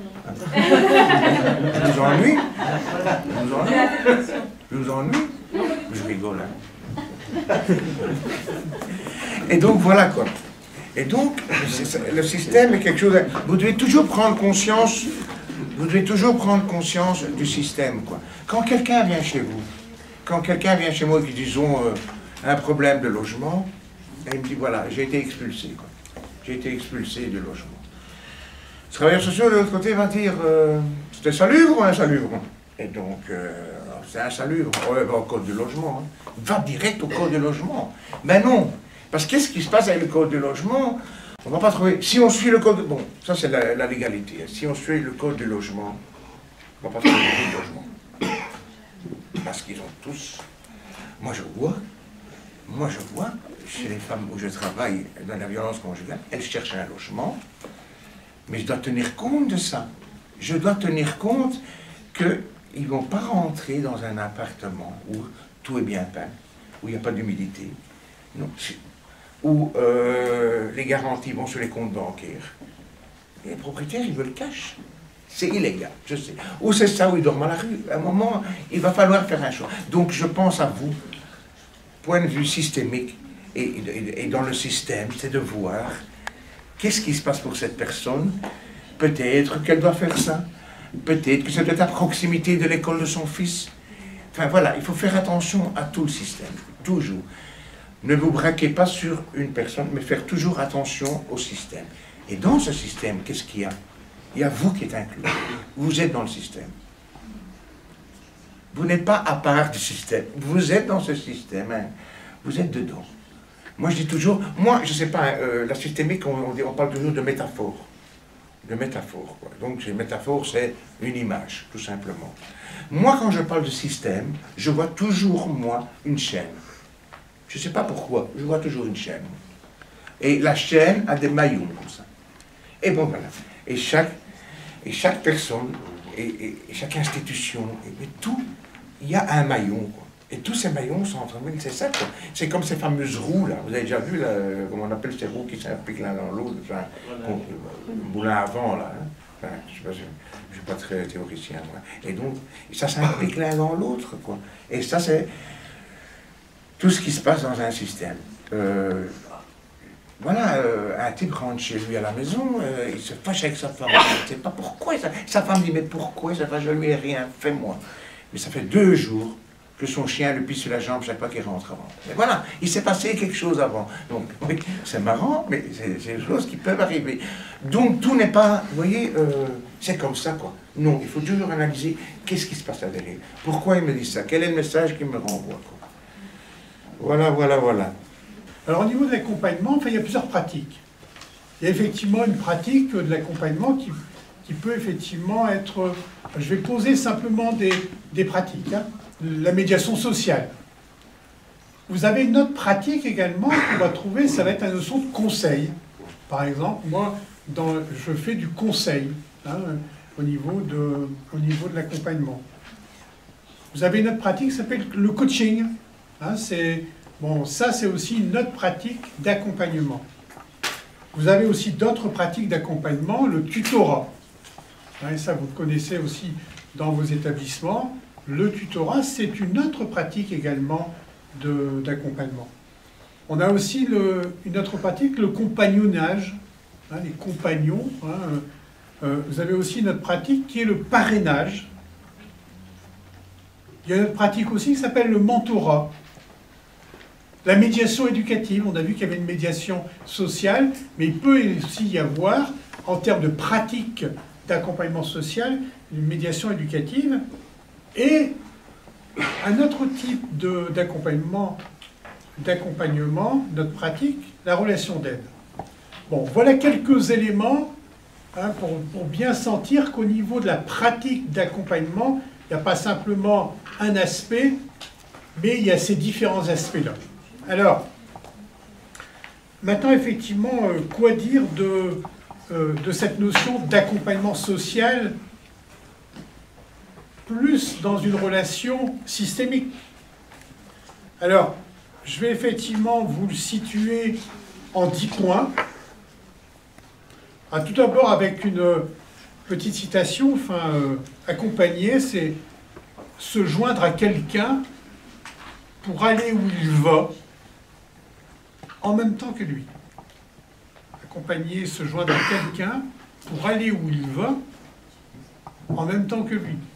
Même s'il va dans une difficulté, on va l'accompagner en comprenant ce qui se passe et en lui donnant en l'ouvrant sur d'autres informations. Alors, 10 points. Notion écouter, notion fondamentale.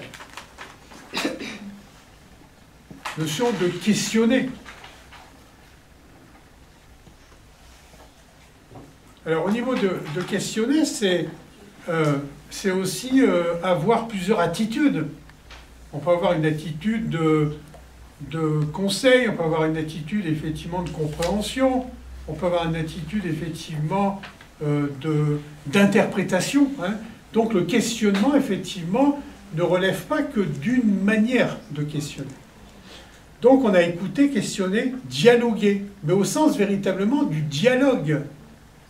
Le dialogue, c'est effectivement une relation partagée entre deux personnes, partagée. C'est-à-dire que l'un, hein, comme le disait Bruno Milon tout à l'heure, l'un apporte à l'autre au même titre que l'autre va apporter à soi-même. Au niveau même d'une relation professionnelle. Chacun a des choses à apporter. Donc on a effectivement dialogué, analysé, parce qu'on est en tant que professionnel, on va essayer d'analyser en fonction de notre monde, notre carte du monde, mais en fonction aussi du monde de la personne qui est en face de nous, mais également en fonction des systèmes de ce qu'on perçoit dans lesquels il est, mais également dans lesquels nous sommes. On a un système professionnel, on a un employeur, on a un contrat de travail, on a aussi des évaluations, on doit prouver notre travail. Donc on est aussi dans un système qui nous influence d'une certaine manière. Donc analyser en fonction des systèmes. Mais en fonction aussi des fragilités, mais surtout des atouts et des ressources des personnes. Enfin, des ressources des personnes, mais des ressources des territoires aussi. Les personnes ont des difficultés, ont aussi des richesses, mais sont aussi dans des territoires qui ont des fragilités, mais qui ont aussi des richesses. Peut-être c'est un endroit où il y a une vie associative importante, etc., etc. Donc c'est aussi important de cibler les atouts et richesses d'un territoire, les atouts et richesses d'un individu. Donc analyser, encourager. Important cet aspect d'encouragement. C'est pas parce qu'on est des professionnels qu'on ne va pas encourager effectivement une personne, un peu la soutenir. Valoriser. Conseiller, orienter vers tel ou tel professionnel, vers telle ou telle institution, vers telle ou telle administration. Coopérer. Alors coopérer, on va se dire, bon, comment un professionnel va coopérer effectivement. La notion de la coopération, c'est quelque chose de très particulier comme terme. Coopérer, on est bien sur les richesses des uns et des autres, sur les ressources des uns et des autres. C'est-à-dire qu'on va construire quelque chose ensemble. La coopération, c'est construire quelque chose ensemble. Et comme le disait Bruno Milon tout à l'heure, moi aussi je me suis retrouvé face à des gens en grande difficulté, face à des gens qui avaient des pathologies lourdes, enfin des gens qui étaient dans des schémas de violence extrême. Si vous ne discutez pas en voyant, en sentant l'aspect positif de la personne, ses ressources, ses valeurs. Il y a des difficultés, mais il y a aussi des ressources. En étant vous-même aussi. C'est-à-dire qu'on essaie d'être à égalité humaine avec des statuts différents. La personne va immédiatement le capter, va le sentir. Les gens, ils ont une psychologie du quotidien effarante. Moi, j'ai travaillé en centre d'hébergement. Et il y a des personnes c'est moi qui accueillais les nouveaux venus. La personne rentrait dans mon bureau, elle captait comment j'étais. Bon, c'est pas alors. Quand on est au contact de la rue, etc., ben, comme le dit effectivement Bruno, on a des ressources, c'est douloureux, mais on développe des ressources et des compétences particulières. Que, effectivement, si on ne se pose pas la question du monde de l'autre, en tant que travailleur social, on peut avoir effectivement des lunettes étriquées. Donc là, c'est important de sentir ça. La personne, elle vous sent, en fait. Tac. D'ailleurs, bien souvent, bon, vous êtes aussi quand même un peu testé d'une certaine manière. Donc il y a cette notion, effectivement, la coopération, c'est quelque chose d'important. On a des statuts différents, on est égalité humaine, mais on va construire quelque chose ensemble. Alors c'est pas simple, hein, bien sûr, mais on est dans cet état d'esprit de coopération. Et quelque chose qui est important dans cet accompagnement plus à visée systémique, c'est lier. On crée du lien. On se met en lien. Mais pas tout seul. Pas soit omnipotent, omniscient, etc. C'est bien, on crée du lien avec... il faut que la personne ait aussi envie. On ne va pas faire contre son gré, en fait. Il faut qu'on construise. C'est dans la coopération, hein, c'est dans l'échange, c'est dans le dialogue qu'un lien, effectivement, ça se tisse, en fait. C'est quelque chose qui se tisse seconde après seconde. C'est quelque chose de vraiment... Pour moi, effectivement, le travail de l'accompagnement systémique, c'est un véritable tissage. C'est un tissage de lien. le travailleur social, c'est un accompagnant, c'est un médiateur, mais c'est aussi un tisserand. Alors, quelques éléments, en fait, lorsqu'on est justement dans cette vision un peu systémique. Lorsqu'on se retrouve en face à face avec quelqu'un, c'est important de... Alors, je vais vous donner, c'est un outil, hein, bon, que certains connaissent peut-être, qu'on utilise aussi dans la programmation neurolinguistique, mais qui est également de plus en plus utilisé, je dirais, qui a été généralisé. Alors, je vais vous donner le terme exact, c'est toujours important, ça s'appelle les niveaux logiques, niveau logique. Donc, la personne, effectivement, qui a initié ça s'appelle Dilts, D-I-L-T-S. D'ailleurs, on appelle ça les niveaux logiques de Dilts. Je vais vous expliquer ce que c'est.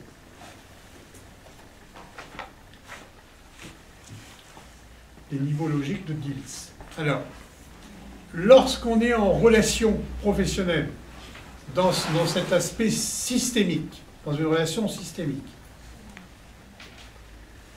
c'est à chaque fois important de se situer, alors bien sûr dans les environnements, les interactions avec les différents environnements, vous-même, la personne, etc. On va situer, vous voyez, cette vision globale de l'entretien, de la relation. Un environnement social, politique, humain, territorial, vous et lui. Parce que ça va, il y a des influences sur ça. Donc, pour pas effectivement que vous soyez trop sur l'influence, que c'est impossible d'être libéré à 100%. Mais au moins, pour essayer d'être le plus libre possible, avoir conscience des environnements de la personne et de vous-même. C'est important, il y a plusieurs niveaux à prendre en compte. Le premier niveau, c'est l'environnement de la personne. Dans quel environnement elle est? Ça se passe où? La personne, sa demande, sa situation, sa difficulté, quand, avec quoi? Où, quand, quoi. Hein, donc ça, c'est effectivement ce qu'on appelle, le premier niveau s'appelle l'environnement. Ensuite, vous avez un deuxième niveau à prendre en compte pour soi-même. On est dans un environnement, mais également pour l'autre. C'est ce qu'on appelle le niveau du comportement. Alors, le comportement, c'est à ce niveau-là que se situent les actions. On parle d'un comportement de consommateur, on parle effectivement d'un comportement d'acteur. Hein. Donc, c'est le comportement. C'est les choses qu'on voit. C'est visible. Le comportement. Hein, c'est pour faire quoi, en fait? Hein, c'est le troisième niveau, ce qu'on appelle effectivement, Bruno on faisait allusion tout à l'heure, c'est la notion des capacités. Donc là, c'est les capacités, et la question, c'est comment faire? Comment la personne, effectivement, quelles sont ses capacités dans son environnement? Donc c'est le savoir-faire présent actuellement, c'est ou acquérir, c'est les capacités. Le quatrième niveau, effectivement, alors c'est un niveau qui est très très important également. Dans le cadre effectivement du schéma des niveaux logiques de Dilts, c'est le niveau des valeurs et des croyances. Bon, tout à l'heure vous avez eu des exemples par rapport à cet aspect-là. Chacun a ses propres valeurs. On va se construire, bon, la notion des éthiques professionnelles, de la déontologie, etc., on s'inscrit dans un univers de valeurs professionnelles. En face de vous, vous avez des personnes qui ont construit leurs propres valeurs. Donc c'est important d'essayer de situer leurs propres valeurs. Alors, avec un élément, alors c'est la notion de la croyance. Alors là, je vais en dire deux mots. Parce que c'est vraiment quelque chose de fondamental pour les gens, mais pour soi-même. Je prends un exemple. Je vois par exemple, c'est en thérapie, mais c'est également au travail social. Alors, mais je vais vous donner un exemple d'une personne que j'ai suivie en thérapie. C'est un monsieur de 45 ans, c'est un danseur, un bel homme, svelte, etc. Il a fait plein de choses dans sa vie, mais quand je l'ai découvert pour la première fois dans un autre lieu, il y avait des crises émotionnelles. Il était perdu, des crises d'angoisse, etc., etc. Alors qu'au niveau de son comportement, rien ne laissait apparaître ça. Il y avait tout, il y avait énormément d'atouts. Donc à partir du moment où j'ai commencé à l'accompagner en thérapie, finalement, au fur et à mesure des séances, on s'est rendu compte qu'il était laminé, il était bouffé par une croyance. Alors je vous passe tous les éléments, hein, mais je m'axe que sur l'aspect de la croyance. Très tôt, son père lui avait dit, de toute manière, tu seras toujours nul. Tu seras toujours nul. Donc il l'a entendu au niveau de la petite enfance, au niveau de l'enfance. Au niveau de l'enfance, bon, quand on dit à quelqu'un tu seras nul, ou tu es nul, effectivement, et ça se voit au niveau scolaire.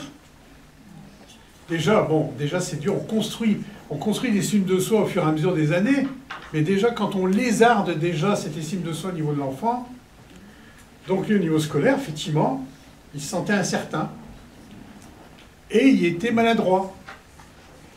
Et on lui disait, il était long à réagir, parce qu'il n'était pas bien, il y avait un souci, il y avait une lézarde à l'intérieur de lui.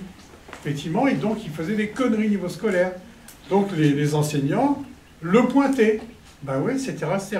Donc ça se renforçait. Donc sa croyance, je suis nul, elle se renforçait, puis effectivement, ben oui, effectivement, c'est vrai, au niveau scolaire, bon, je suis pas bon, je sais pas rentrer en relation avec les gens, etc. Au niveau de l'adolescence, ça continue, ça se renforce, ça se renforce. Au niveau de l'âge adulte, ça se renforce au niveau sentimental, niveau sexuel, niveau professionnel, etc., etc. Donc il y avait une vie, il avait fait plein de choses. Il y avait une vision de lui détériorée, une très mauvaise estime de lui, il était abîmé. Hein. Quand j'ai vu effectivement, et quand on a découvert effectivement sa croyance, on a dévitalisé sa croyance. C'est une croyance qu'on appelle, ça s'appelle dans votre niveau professionnel par rapport à vous-même, c'est une croyance négative ou une cognition négative. Ça s'appelle. Quand on la dévitalise, elle se remplace, donc elle perd de sa force. Vous savez, c'est un peu une croyance négative. On a tous des croyances, selon notre éducation, selon tout un certain nombre de choses, de notre expérience. Il y a des croyances positives qui vont nous booster. Bon, ça, c'est pas... Parfois, ça nous booste énormément, un peu trop, mais c'est pas grave, ça va pas nous bloquer. Mais il y a des croyances négatives, des conditions négatives qui, elles, effectivement, vont nous faire du mal. Et c'est un peu, vous savez, c'est comme une bombe à retardement. Parce que c'est dans une partie de vous-même, et ça vient obérer, ça vient limiter votre autonomie, votre mouvement, votre image de vous-même, et vous ne le savez pas. Donc l'importance, lorsqu'on a des gens en face de soi, de les situer, d'essayer de les situer, de comprendre quel est leur monde, leur univers de valeurs et de croyances. Alors, on ne peut pas tout faire, attention, hein, c'est pas simple, mais au moins avoir ça à la tête. Ensuite, le niveau suivant, le 5e niveau, c'est le niveau, effectivement, de l'identité. Cela renvoie à qui je suis, quelle est la personne, quelle est l'image qu'elle a d'elle-même, quelle est effectivement sa manière, comment elle se situe dans la vie. Donc c'est la notion effectivement de l'identité. Alors ça c'est important, vous voyez, ces 5 niveaux en fait de Dilts, de les situer dans une interaction relationnelle entre effectivement... Ah oui, c'est ça au dessert, c'est bon. Et de les situer, je dirais, dans une interaction. Voilà, un peu quelques éléments par rapport à cet aspect d'un accompagnement social systémique. Bien. Moi, je vais vous donner un exemple par rapport à l'accompagnement social systémique.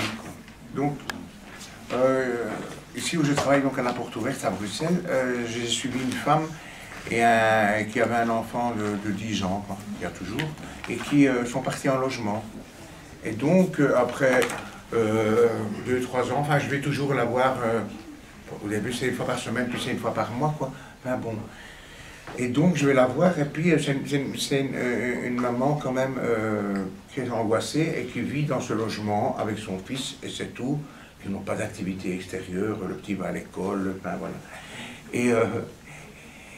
Et il est arrivé un moment que la maman, donc le fils se disait, la maman disait, tiens, qu'est-ce que tu veux manger ce soir? Et le petit disait, bon, ce soir je veux des pâtes. Et donc, voilà, elle faisait des pâtes, et au moment du repas, elle amenait des pâtes, et le petit disait, je veux plus ça. Je veux aller au restaurant. Donc pour lui, le restaurant, c'était le snack, hein, mais bon, voilà. Et voilà, maman qui n'a pas d'argent et qui part au snack. Et elle ne mange pas. Et elle donne de l'argent, enfin, elle paye l'assiette à son fils, et voilà.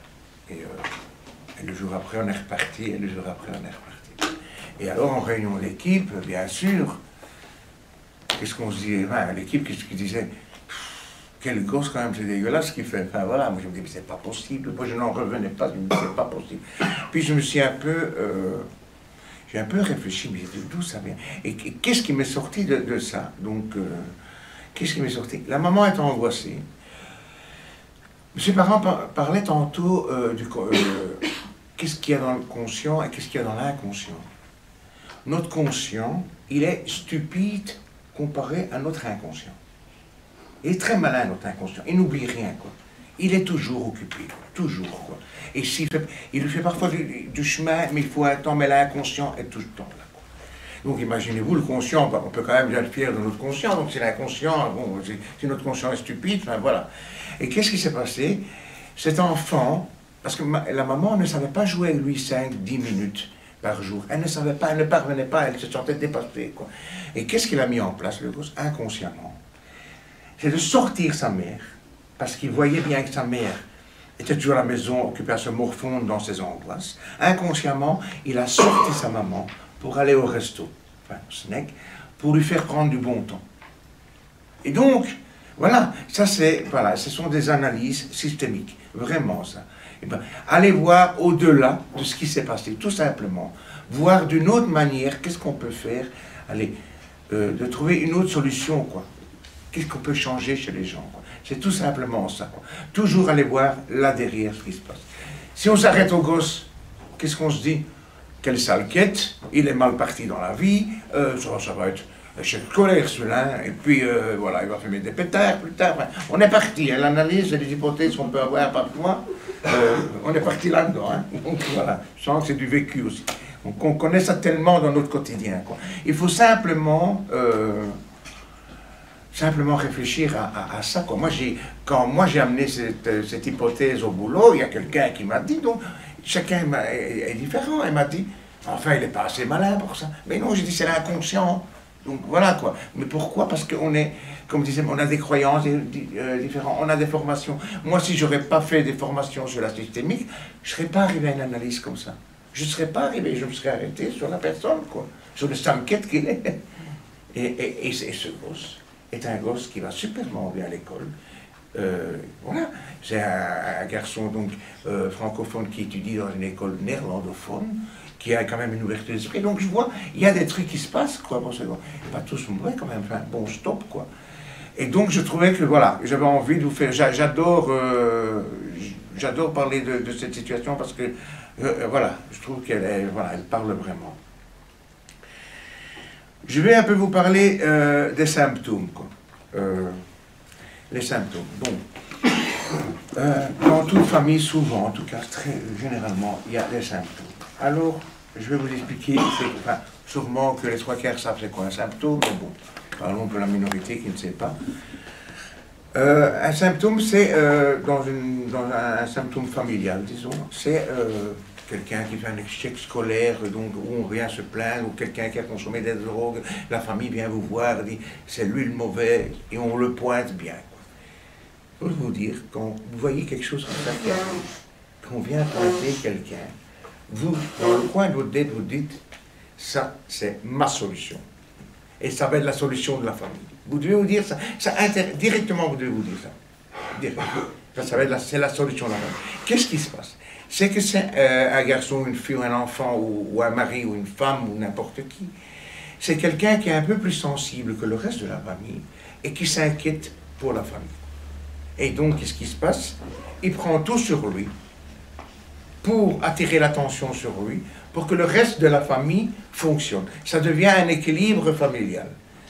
J'ai une fois suivi, moi, un garçon qui avait usé de certains produits, et il me disait, quoi, il avait eu une grosse histoire lui-même quand il était petit. Il était tombé dans la chauve, il m'avait raconté. Et donc, qu'est-ce qui s'était passé? Ses parents ne s'entendaient pas. Ses parents ne s'entendaient pas. Et donc, il a mis en place des mécanismes pour tout centrer sur lui. Mais pendant qu'il centrait, les parents centraient tout sur lui, sur sa maladie, parce qu'il a été beaucoup malade par après. Il a été 2 ans à l'hôpital, enfin, il a grandi très difficilement. Ses parents ne s'occupaient plus de lui. Ils ne s'occupaient plus de lui. Enfin, non, pardon, ils s'occupaient de lui, mais plus d'eux. Ils ne s'occupaient plus d'eux, quoi. Donc, plus de disputes dans le couple. Notre fils est malade, on doit s'occuper de ça. Il est arrivé un moment que le petit enfant a grandi et que, ben voilà, il est devenu clean. Et voilà. Et les parents, après 50 ans de mariage, se sont séparés.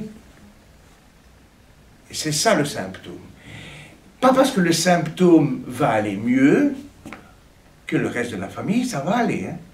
C'est pas parce que quelqu'un arrête de consommer que hop, la famille est réglée. Généralement, ça a une fonction principale. S'il y a un acte comme ça, il faut se poser la question, quelle est la fonction? Comme disait M. Parent-Alonso, si quelqu'un a un problème de poids, quelle est cette fonction? Si quelqu'un a un échec scolaire, quelle est sa fonction? Voilà, il faut toujours vous poser la question, quelle est cette fonction?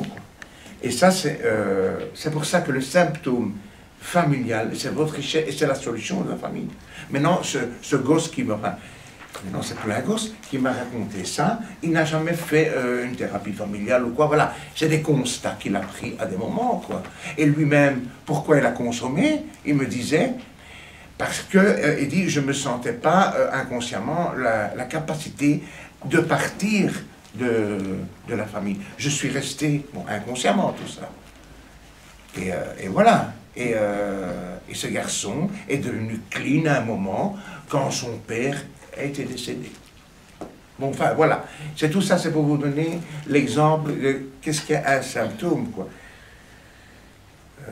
Voilà, comme je vous disais. Si on s'arrête, comme je disais tantôt à l'entrée, sur la personne vient, c'est, oh putain, c'est un alcoolique, voilà, tout ça, on ne va rien faire. On s'arrête là-dessus et on rentre dans des jugements. Oui, on rentre dans des jugements, parce que on a beau dire les travailleurs sociaux, on n'est pas dans le non-jugement. Bon, hein, c'est limité, parce qu'on est... Alors, il y en a qui disent, moi, je ne suis pas dans le jugement, je suis dans le constat. Deux choses différentes. Voilà. On peut jouer les mots tant qu'on veut. Hein. Il y a des moments que moi, je suis dans le jugement, quoi. Il n'y a rien à faire. Il faut aussi avoir l'honnêteté de se dire comment on est. Si on est honnête avec soi, tout à fait, on sera honnête avec les gens, parce qu'on va refléter ça. Il n'y a rien à faire. Voilà, c'est super important aussi, l'attrait qu'on peut donner aux gens. Et donc, voilà sur les symptômes, quoi. Je vais sauter directement sur la connotation positive, comme ça, je trouve que ça découle bien, quoi. Bon, un outil, en tout cas, super important, c'est la connotation positive, comme disait tantôt M. Parent. On est là dans les 10 l'accompagnement social. On doit remonter les gens, on doit leur donner de la connotation positive. Ce sont des gens qui ont vécu des choses difficiles. Et donc, voilà. Maintenant, il ne faut pas faire de la connotation positive ou positivée, quoi. Il faut bien réfléchir à ce qu'on positive. C'est très important, quoi. Alors, une connotation positive, c'est quoi? Donc, comme on dit, c'est bien sûr, c'est valoriser la personne. Mais il y a la connotation positive, il y a le regardement positif et il y a la méchante connotation positive. Donc, c'est quand même 3 trucs différents qui peuvent s'intercaler l'un dans l'autre, quoi. On peut se confondre. La connotation positive, c'est quelqu'un, par exemple, qui vient en entretien chez vous, et vous le connaissez, enfin, je ne sais pas où vous travaillez tous, mais bon, que vous suivez depuis un certain temps, et qui, au début, avait très difficile. Il était dans le plaire, il ne savait pas dire non à ses amis ou à sa famille, il ne savait pas s'affirmer. Et à un certain moment, il vient en entretien et il vous dit oh non, stop maintenant, j'en ai assez, moi, cette personne-là est toxique pour moi. Eh bien, vous renvoyez, c'est magnifique. Ce que vous dites là est magnifique. C'est très bien. Tu as vu d'où tu viens? Aujourd'hui, tu peux dire ça. Je trouve ça fantastique. Voilà. Ça, c'est une connotation positive. C'est renvoyer le positif sur quelque chose qui dit. la méchante connotation positive, c'est pas moi qui l'ai inventé. Hein. C'est Guy Oslos, qui est aussi quelqu'un qui a une bonne réflexion et qui écrit des livres sur la systémique et donc la compétence des familles que je vous conseille à lire, qui est quelque chose de tellement humble et facile à lire. Et je trouve ça magnifique. Lui disait qu'il était face à un couple en thérapie familiale, quoi, et le couple n'arrêtait pas de s'arracher les cheveux et donc de couper l'un l'autre. Pour lui, ça devenait difficile à gérer. Et donc, il s'est dit à un moment, comment je vais donner une connotation positive ici? Comment je vais faire? Et donc, à la fin de l'entretien, il a dit, écoutez, je trouve cet entretien très riche. Et on voit que vous avez envie de vous en sortir, parce que vous parlez tous les deux en même temps. Vous vous investissez tellement dans cette communication. Mais la prochaine fois, je dois recadrer un peu plus ça. Donc, il leur a quand même donné quelque chose de positif pour qu'ils y croient. Parce que ces gens, ils viennent vous voir, mais voilà, ils ont perdu toutes ces croyances pour y arriver. Il y en a qui arrivent chez vous qui n'y croient plus, quoi, qui viennent parce qu'ils ont fait le tour des assistants sociaux. Moi, j'ai des gens comme ça que je vois qui ils ont 6-7 structures autour d'eux. Et donc une structure dit un truc, l'autre structure dit un truc, et donc les messages, ils les connaissent par cœur, vous appuyez sur le bouton, et ça sort comme ça, quoi. Ça sort comme ça, et donc, il faut renvoyer quelque chose de positif, mais il faut aussi sentir ce qu'on renvoie, quoi. Tandis que le recadrement positif, c'est encore autre chose. Par exemple, un exemple, moi j'ai eu ça il y a quelques semaines. J'avais organisé une activité avec les femmes chez nous, et je partais au bois de la Cambre à Bruxelles, c'est un bois, il faisait bon, on partait. Et donc j'étais seul travailleur, et il y avait 20 femmes, je pense, et des gosses, et bon, ils étaient 30, et moi j'étais tout seul comme travailleur, c'était un dimanche. Et donc tout le mois la semaine, je m'étais fait mon film de comment tout allait se passer. Tout était bien contrôlé, tout était bien contrôlé. Seul contrôle que je n'avais pas fait attention, c'était le temps. Il ne faisait pas très bon, quoi. Et donc je suis arrivé, et tout était contrôlé, tout était sous contrôle. J'avais même dit à ma femme, tu viens à Bruxelles, au bois de la Cambre, tu viens m'apporter des trucs gonflables, tout était, parce qu'on partait en tram, tout était organisé. Et j'arrive et il ne fait pas très beau. Et donc, il y a une femme qui commence à râler. Il ne fait pas bon, qu'est-ce qu'on va faire? On va s'ennuyer, il fait froid, bon voilà. Moi ça commence à monter les émotions, je sens. Hein. Je dis comment je vais gérer le bordel ici, ça ne va pas aller, quoi. Et donc à un moment, je m'énerve. Et je lui dis, mais non, tu arrêtes d'être négatif, tu arrêtes s'il te plaît. Et je lâche ça devant tout le monde. Puis je monte et je me dis, merde, j'ai foiré là. Et donc je suis dans le bureau et je dis, comment je vais reprendre ça? Et donc, je l'appelle. Je lui dis, je pourrais te parler? Ouais, elle vient, oui, qu'est-ce que... Et je lui dis tout simplement, écoute fille, on ne va pas y arriver comme ça.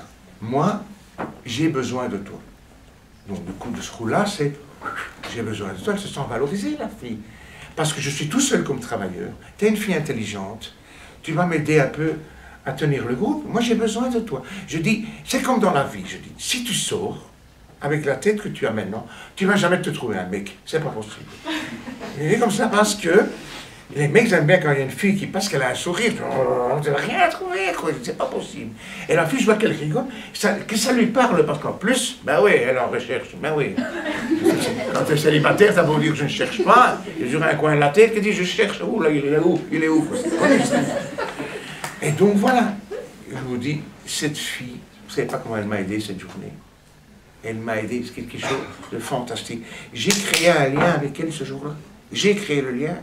Et bon, et des fois, ça arrive qu'on se prend un peu la tête, mais le jour après, on en rediscute, et on avance. Et cette fille est là, avec ses problèmes, et voilà. Et elle m'apprend autant que moi, je lui apprends des trucs, elle m'apprend aussi des trucs. Voilà, sur mon fonctionnement, que je ne dois pas reproduire la fois après, quoi, tout simplement.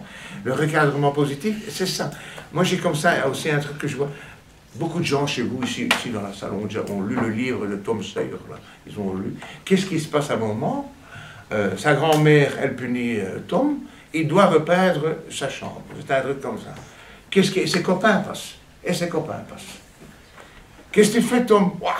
Donc lui, il râle qu'il doit repeindre la chambre. Il râle, lui, et il dit à ses copains, génial, je suis occupé à repeindre ma chambre. C'est génial. Le copain, qu'est-ce qu'il dit? On arrive, on vient de donner un coup de main, quoi. Et tout le monde occupe un repas de session. Voilà, c'est la créativité, c'est du recadrement positif. Ça c'est la différence entre les 3 points, qui sont 3 points, vraiment, 3 outils systémiques que vous pouvez employer tous les jours dans votre quotidien. Ça, c'est des trucs bien pratiques, quoi. Et donc, dans l'accompagnement social, c'est des points qui sont vraiment super importants. Alors, c'est très important le système, de voir la vision globale à 360. Mais ça, c'est des petits outils que vous pouvez employer. Et quand vous faites... Il ne faut pas faire la connotation positive pour faire la connotation positive. Il faut réfléchir à valoriser les gens. Parce que les gens sentent, hein, comme disaient ses parents, les gens qui sont dans la rue, il y a une culture spéciale dans la rue. Moi, je dis que c'est une culture, la rue. On apprend tellement dans la rue. Ces gens sentent. Ils ont ce nez que parfois, nous, on n'a pas. Ils sentent les choses. Alors, il ne faut pas les valoriser. Voilà, hein, tu as une chouette casquette et vous détestez la casquette. Quoi. Enfin, non, voilà. Voilà. Le joining est aussi important. Le joining, c'est quoi? C'est rentrer en contact avec les gens, dire, oh putain, oh, t'as une chouette montre. C'est valoriser ce qu'ils ont sur eux. Le joining aussi, c'est tout ce qui rentrait en contact avec les gens, qui est en dehors de vos cadres formels. L'humour, tout ça. Donc ce lien est super important dans la relation.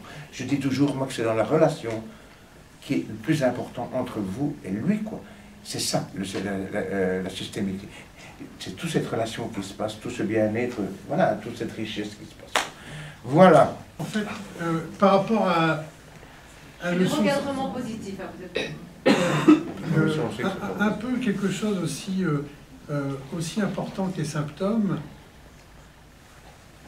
Alors, je vais vous donner un exemple que j'ai eu, personne que j'ai suivi. Donc, il y a une personne qui vient me contacter, qui a une phobie de la conduite sur l'autoroute et une phobie pour passer sous les ponts. Ça fait 4 ans, effectivement, qu'elle a été suivie par un psychiatre et pas moyen, effectivement, de perdre ces 2 phobies. Donc, je travaille avec elle et c'est vrai qu'en hypnose, l'hypnose ericksonienne de Milton Erickson et le MDR sont très efficaces pour toutes les phobies. Il y en a 250 qui sont inventoriés de phobies. Donc je travaille avec cette dame, et puis des choses qui apparaissent, parce que bon, vous savez, si les personnes viennent pour une demande, mais derrière, il y a plein de choses. Il n'y a pas que la demande, il y a plein de choses. Et finalement, au fur et à mesure, commence à prendre la distance avec sa phobie, retrouver confiance en elle. Elle a perdu toute estime d'elle-même, etc. Mais, donc ça voulait dire que depuis 4 ans, elle avait besoin des gens pour la conduire au travail. Elle avait besoin encore plus de son compagnon. Parce que lorsqu'elle était coincée quelque part, elle appelait au secours ou son compagnon la menait, etc. Donc ça avait effectivement créé des liens particuliers. Parce que c'était, on n'est plus dans une autonomie, parce qu'elle n'était plus dans une autonomie, elle avait besoin effectivement de personnes qui l'entourent, qui vont l'aider à être plus autonome. Elle voulait s'en sortir, mais d'un autre côté, il y avait aussi le fait qu'elle était très dépendante. Donc là, quand il se passe ce genre de choses, c'est ce qu'on appelle effectivement, c'est prendre en compte, c'est très important, parce qu'il peut y avoir une difficulté dans le cadre de l'accompagnement, c'est la notion de ce qu'on appelle les bénéfices secondaires. C'est-à-dire que par rapport à toute situation dans laquelle se situe une personne qui se débat dans une difficulté, la difficulté aussi peut créer effectivement ce qu'on appelle un bénéfice secondaire. C'est-à-dire que dans une attitude de coopération, de dialogue, d'échange, vous allez avec cette personne construire quelque chose pour qu'elle puisse se libérer de son problème, et en même temps, il faut penser un peu, alors j'ai utilisé un mot qui est pas très adapté, mais penser en fait à retrouver, que la personne retrouve un autre schéma de fonctionnement. Parce que lorsqu'on a été habitué avec un schéma de fonctionnement, on s'adapte, on est un peu dans ce système-là, même si on en souffre. les émotions, les sensations, la vision, les croyances, etc. Vous avez compris, enfin, hein, tout ça, on est autour de ça. La personne qui est dans l'accompagnement doit penser effectivement par quoi la personne va remplacer, je dirais, ce système ancien de fonctionnement. Donc, il ne faut pas simplement résoudre avec elle, lever avec elle la situation difficile, mais il faut aussi penser après comment effectivement la personne va conquérir sa nouvelle autonomie. Avec effectivement, en ayant éliminé la difficulté. Comment effectivement elle va pouvoir c'est un peu, c'est comme ce monsieur de 45 ans qui avait cette croyance négative, son père lui disait « t'es nul, t'es nul, t'es nul ». Après, j'ai retravaillé sur ses émotions et aussi sur son estime de soi. Donc ça, sur la notion de bénéfice secondaire, c'est aussi quelque chose qui est très important lorsqu'on a travaillé avec la personne pour régler effectivement un de ses comportements, un de ses soucis, c'est penser aussi à l'installation d'un nouveau schéma que la personne va se saisir, l'aider à se saisir d'un nouveau schéma avec une nouvelle manière de vivre des émotions, des sensations et également des perceptions. Très vite sur cet aspect-là, enfin, y a un terme que vous allez, qu'on entend souvent, c'est la notion en approche et en démarche systémique, la notion d'homéostasie. Vous savez, l'homéostasie, ça a commencé avec le corps. J'ai de la fièvre, etc. À un moment ou à un autre, le corps se rétablit. Il y a du mouvement, on n'est pas bien, on a un problème effectivement de tachycardie, etc. En règle générale, le corps effectivement va se rétablir. Pareil au niveau d'un système. Bon, le corps est un système vivant. Pareil au niveau d'une organisation. Il y a des choses qui bougent, etc. etc. L'homéostasie, ça indique la capacité d'un système vivant à redevenir stable. C'est une loi, c'est un principe. Donc il y a des choses qui bougent. Ça ne peut pas effectivement, en règle générale, hein, ça ne peut pas exploser. En fait. Ça redevient effectivement stable après des crises, après même des tsunamis intérieurs, etc., etc. Bon, 2-3 mots pour un peu clôturer par rapport à la notion d'écoute active. Hein, bon, vous avez déjà compris, effectivement, vous le faites vous-même en tant que professionnel, mais l'écoute active, c'est effectivement, bon, déjà l'interaction de deux mondes. Alors, avec, je vais vous donner simplement un petit outil vite fait. Bon, alors, il y a cette notion d'authenticité, d'empathie, se situer à la place de l'autre. La notion de congruence, en fait, c'est d'être, je dirais, à égalité humaine avec l'autre, être entre ce qu'on pense, ce qu'on dit, ce qu'on fait, etc., qu'on soit effectivement, je dirais, en harmonie, qu'on soit en lien. Donc ça, c'est quelque chose, on est centré sur l'autre, c'est-à-dire qu'on est centré sur la personne, on va prendre en compte son monde. Alors il y a un petit outil qui est intéressant, c'est bon, c'est un outil qui est connu hein, dans notre... ça nous permet effectivement de voir un peu nos attitudes. Hein, donc effectivement, en général, lorsqu'on est comme ça dans des relations communicationnelles, c'est important de repérer ses propres attitudes, mais les propres attitudes de l'autre. Alors vous avez, on a répertorié, on peut avoir une attitude de jugement. Je trouve que vous avez raison, je trouve que vous avez tort. Donc c'est vrai que le jugement, ça peut couper la communication. Ça ne va pas toujours. À certains moments, ça peut l'aider, mais pas toujours. Il faut savoir à quel moment. Vous avez des attitudes d'interprétation. Si vous faites ça, c'est parce que je pense que, etc., etc. Donc vous interprétez. Donc c'est important de savoir dans quelle attitude on est, pourquoi on l'est, et la personne en face, quelle est son attitude majoritaire. Vous avez des attitudes également d'aide et de soutien. Vous avez des attitudes d'enquête. Pourquoi tu as fait ça? Comment en êtes-vous arrivé là? Avec qui étiez-vous? Combien de jours ça a duré votre difficulté? Après, vous avez des attitudes de conseil. Bon voilà, hein. Moi je me conseille d'aller voir telle personne et votre problème sera résolu. Et enfin, effectivement, bon, c'est l'attitude, ce qu'on appelle les attitudes de reflet, de compréhension. Là, c'est vraiment l'attitude qu'on va utiliser, c'est l'attitude d'écoute active. On est vraiment ce qu'on appelle en tri sur l'autre. Hein, on est véritablement, on va faire attention à son orientation sensorielle, à son monde personnel, ses valeurs, ses croyances, ses richesses, ses potentialités, son potentiel. Voilà, bon, comme ça, un peu rapidement, hein, s'il y a d'autres questions sur la notion d'écoute active, hein, moi je termine sur cet aspect-là.